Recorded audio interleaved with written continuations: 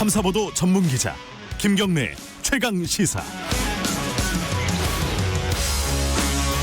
김경래 최강 시사 2부 시작하겠습니다.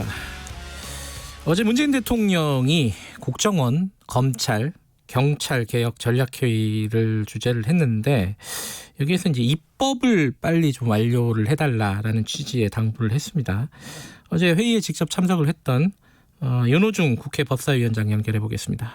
윤 의원님 안녕하세요. 네, 안녕하세요. 반갑습니다. 예. 어제 대통령 말을 보면 이렇습니다. 권력기관 개혁은 돌이킬 수 없을 만큼 진척이 됐다. 남은 과제들의 완결을 위해 더욱 매진해야 할 것이다. 이 두 가지인데 하나는 진척이 됐다는데 구체적으로 어떻게 뭐가 진척이 됐다는 건지 좀 간단하게 설명을 좀 해주세요. 네, 권력기관 그러면 말씀하신 것처럼 국정원, 검찰, 경찰 이런 기관 아니겠습니까? 예. 근데 지금까지 보면 이제 국정원은 이미 국내 정보 수집 업무를 전부 없앴거든요. 그래서 네. 각 정보 조정관들이 네. 여기저기 기관이나 이런 데 나가 있던 이런 조정관들을 전부 불러들였고 네. 이 업무 전환을 다 이미 했습니다. 그래서 이제 사실상 국내 정치 개입이라든가 네. 국내 정보 수집 과정의 뭐 인권 침해라든가 네. 이런 논란이 우리 정부 들어서 사실상 근절이 됐고요. 그리고 이제 지금 그 국정원법 개정안 나오고 있는 것은 이제 대공수사권을 경찰에 이관하겠다라고 네. 하는 것까지 지금 그 입장을 결정하고 추진하고 있습니다. 예. 검찰 같은 경우에는 뭐 잘 아시는 것처럼 지난 20대 국회 말에 공수처법과 검경수사권 분리에 관한 네. 법들이 다 통과가 됐죠. 예.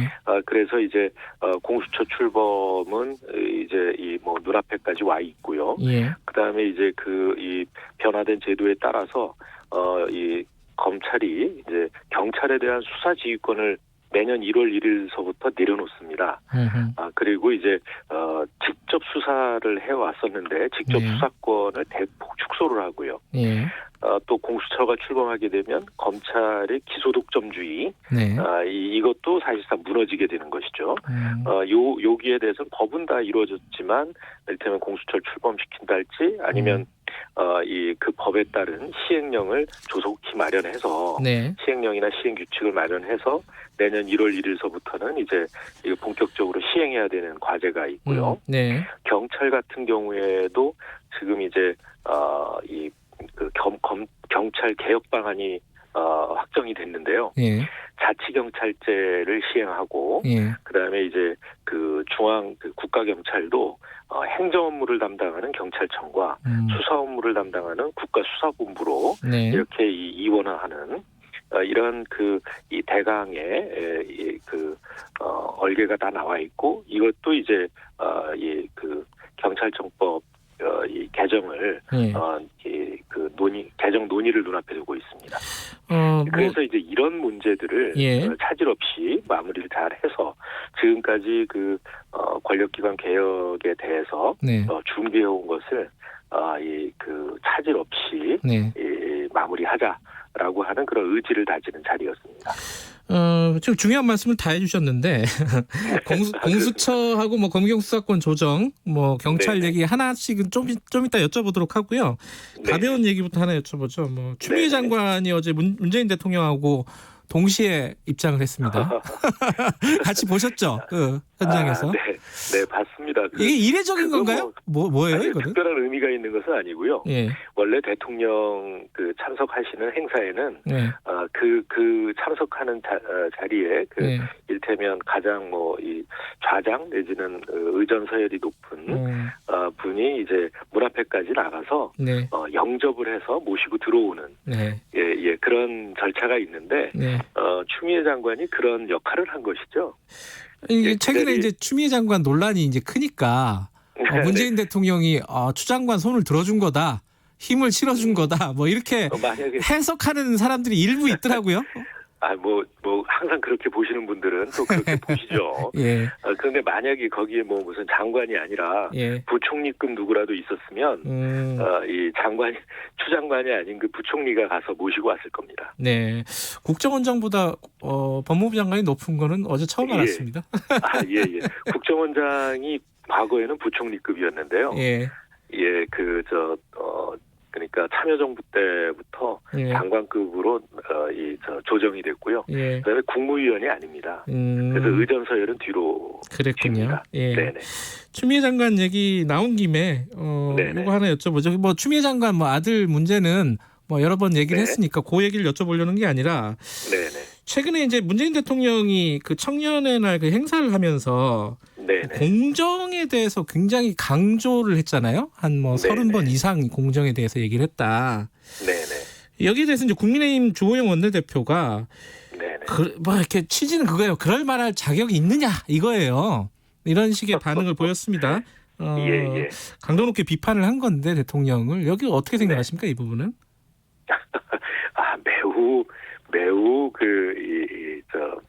무례한 이 발언이죠. 이 청년들과 함께 청년의 미래를 위해서 이 대한민국의 공정성을 높여 나가야 한다는 데는 뭐 여야가 의견이 다를 수 없습니다. 이제 그렇게 그 청년들과 함께 미래를 논의하는 자리에서 대통령께서 하신 말씀을 마치 이를테면 이 자격 시비 같은 거를 한다는 게 가당키나 한 얘기가 아니고요. 이를테면 우리 정부가 공정의 문제에 있어서만큼은 그 어떤 과거의 정부보다도 또 어떤 정당이나 또 정치 세력보다도 더 철저하게 공정성을 높이기 위해서 노력해왔다라고 하는 건 자신 있게 이야기할 수가 있고요. 이를테면 이제 이 야당이나 또는 그 지지 세력들이 이야기하는 공정을 해치는 그 케이스들이 있었다라고 하는데 좀 과도한 정치 공세적 측면이 강합니다. 그리고 이제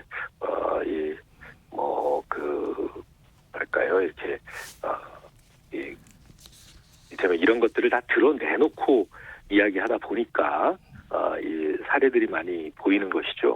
과거에는 드러내놓기조차 않았던 일들 아니었겠습니까? 과거 정부에서는요. 네, 알겠습니다. 이 부분은 뭐 청취자분들이 알아서 판단하실 것 같고요. 본격적으로 공수처 얘기부터 여쭤볼게요. 공수처 지금 그 개정안을 법사위에 올려놨지 않습니까? 그죠? 네, 어제 그 공수처법 개정안이 상정이 됐습니다. 이게 말하자면 쉽게 말하면은 야당한테 줬던 추천위 후보권을 추천위원 추천권을 국회로 가져간다. 그러면 야당 입장에서는 우리 거 뺏어가는 거 아니냐 이렇게 생각할 수 있는 거잖아요. 이거 어떻게 되는 겁니까 이게? 네, 뭐 그렇게 생각하지 않으셔도 되는 게 야당의 추천권을 행사를 하면 아무 문제가 없습니다. 법이 바뀌어도요? 법이 바뀌어도요. 왜냐하면은 국회라고 하는 것은 결국 여야로 구성되는 거니까요. 그런데 만약에 현재와 같으면 이 여당 교섭단체에서 2명, 야당 교섭단체에서 2명 이렇게 명시해 놓다 보니까 어느 한쪽에서 추천을 안 하면 구성이 안 되는 거 아니겠습니까? 그런데 이제 국회에서 4명 이렇게 하면 여야가 그 4명을 가지고 결국 둘둘 나누게 될 것이고 그 둘둘 나눠서 추천을 하지 않으면 만약에 야당에서 추천을 하지 않으면 그러면 국회 추천으로 돼 있으니까 다른 방법을 모색할 수 있다라는 것이죠. 그럼 지금 이제 추천을 안 하고 있잖아요. 현재는. 그러면은 이 법을 통과시켜서 결국은 야당이 추천을 안 하고 있으니까 여당이 추천위원들을 다 추천하겠다 이런 뜻으로 읽으면 되는 거 아니에요? 꼭 여당이 다 하겠다라고 하는 것은 아닙니다. 그러니까 또 이제 지금 이 법을 제출한 대표 발의한 의원은 김용민 의원인데요. 그 김용민 의원 외에도 박범계 의원이나 백혜련 의원 의원의 개정안도 있습니다. 이 두 의원의 개정안은 이제 야당이 추천하지 않을 경우에 이 법학계에서 이 그 당연직으로 이렇게 그 위원을 위촉할 수 있게 이렇게 하고 있기 때문에 이제 어떤 방식으로 규정할지에 대해서는 국회 소위에서 논의를 해 나가야 할 것이고요.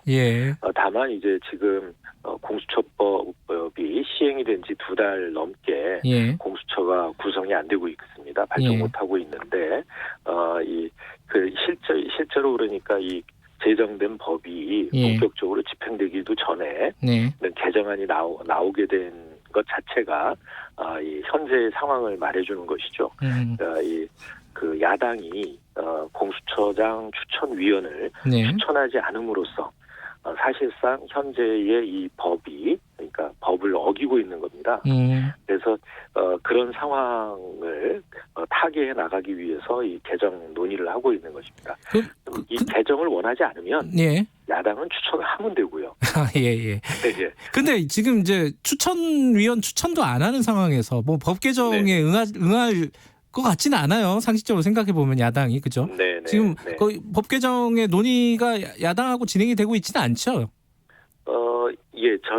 저는 이제 어제 상정하면서 우리 그 제1소위가 담당을 하게 되는데요. 1소위 위원들께 이 조속히 이 법안을 논의해 달라 이렇게 당부를 한 바도 있고요. 또 우리 백혜련 소위 위원장께도 이 법을 오늘서부터 이제 소위 논의가 되는데 이 야당과 협의해서 이 법안을 논의를 해달라 요청을 하고 있습니다.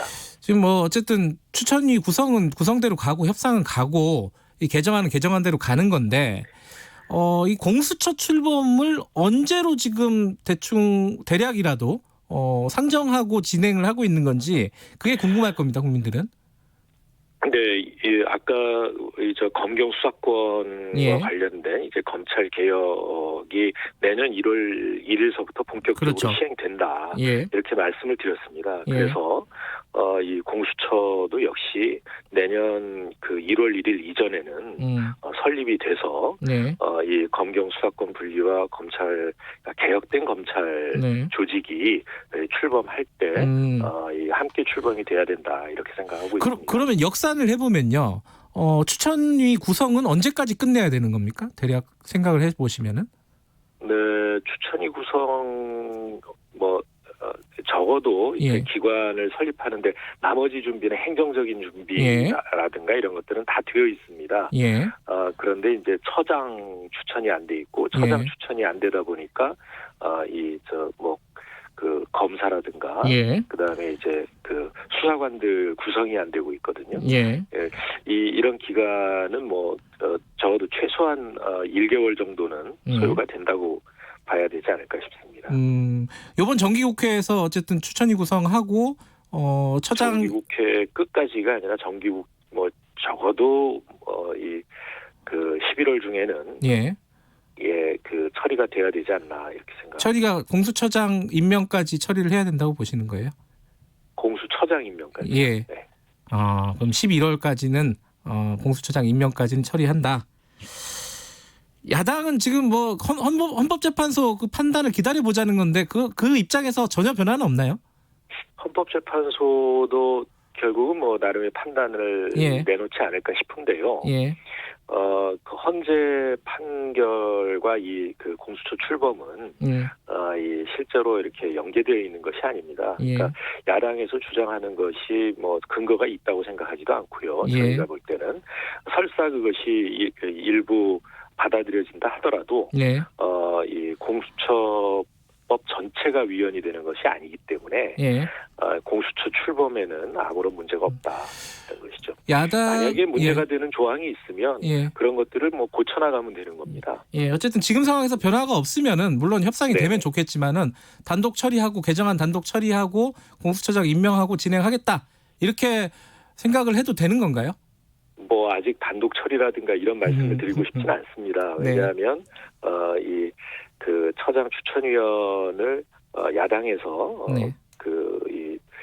추천을 할 거라고 제가 보고 있고요. 네. 그다음에 이제 뭐 국회 특히나 이제 법사위가 개정을 추진하는 네. 뭐 이 본격적으로 추진하는 그런 일 이전에 이 추천위원을 추천할 것으로 봅니다. 예. 그 검경 수사권 조정 관련해서도 네. 뭐 여러 가지 쟁점들이 있지만 요거 하나만 좀 여쭤볼게요. 예. 아까 그건 이제 위원장님께서 말씀하신 부분인데 검찰의 직접 수사를 축소하는 방향으로 설계를 했다고 하셨잖아요. 예. 근데 그렇지 않다고 생각하는 사람들이 많더라고요. 6대 범죄라고 해봤자 지금도 그냥 그 수준에서 하고 있고 검찰이 뭐 영장만 청구하면은 언제든지 다시 모든 수사를 다 할 수 있는 이런 상황이 눈에 보인다.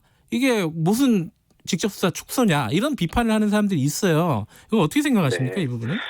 예, 지금 그러니까 검찰이 직접 수사하고 있는 수사 건수가 약 2만여 건 정도 됩니다.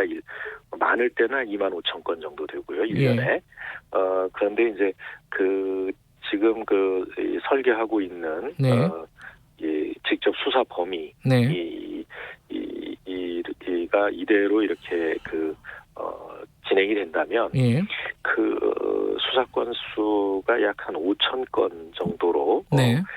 줄어들 것으로 그렇게 예상을 하고 있고요. 예. 그만큼 이제 직접 수사를 많이 줄인다는 것을 의미합니다. 그러나 이제 이를테면 경찰과 검찰 사이에 예. 서로 어떻게든 이제 마지막 좀 삿바 싸움 같은 뭐 이런 이 논의가 아직은 계속되고 있어서 어제 회의에서도 이런 이를테면 일부 조정에 대해서는 최종적으로 당에서 조율을 하자 이렇게 논의된 바 있습니다. 경찰 얘기는요. 아직 뭐 자치경찰제라든가 뭐 경찰 개혁과 관련된 법안이 통과가 안 됐잖아요. 네네. 이번 정기국회에서 처리가 되는 건가요, 이거는? 예, 이번 정기국회에서 처리를 한다는 입장입니다. 근데 이제 자치경찰제 안 나온 걸 보면은 이게 하나만한 거 아니냐. 뭐 이런 지적이 있었어요. 아니 처음 나왔을 때. 좀 뭔가 변화가 있나요? 이 변화 지금까지 논의된 것에서 지금 이제 크게 바꾸기는 쉽지 않을 것 같고요. 왜냐하면은 정부 이 부처 간에 또 협의된 부분이 있기 때문에 그 틀은 존중을 하면서 최대한 이 자치경찰제의 시의 의미를 살리는 그런 정도의 뭐랄까요, 이렇게 개선이 뭐 논의되고 있는 것은 사실입니다. 지금 본격적으로 국회에서 논의가 진행되고 있지는 않은데 이제 공정경제 3법 있지 않습니까? 이번 8월 초에 법안이 제출이 됐고요. 예. 그래서 이 자치경찰제도 행안위에서 이제 본격 논의에 들어갈 것으로 합니다. 공정경제 3법이요. 상법하고 뭐 공정거래법. 이 부분 지금 정기국회에서 지금 처리를 하실 입장인 건가요? 예, 그렇습니다. 근데 지금 정경련이나 이런 쪽에서 그러니까 경제계에서 안 그래도 어려운데 경제가 정치의 도구로 쓰이는 거 아니냐. 한마디로 정치가 지금 경제 발목을 잡으려고 하느냐 이런 좀 강한 비판이 나오고 있습니다. 박응만 회장 등을 비롯해서요. 이거 어떻게 생각하세요? 이 부분은? 글쎄요. 뭐 야당 대표께서도 기업은 항상 어렵다고 한다. 뭐 이런 말씀도 하시고 경제민주화법을 에 대해서 의지를 보이고 계시기 때문에 여야가 이번 정기국회에서는 이런 공정거래 3법 처리에 이 협조가 이루어지지 않을까 이렇게 기대를 하고 있고요. 다른 선진국들 같은 경우에도 이 경제가 어려울 때일수록 뭐 기업에 부담된다고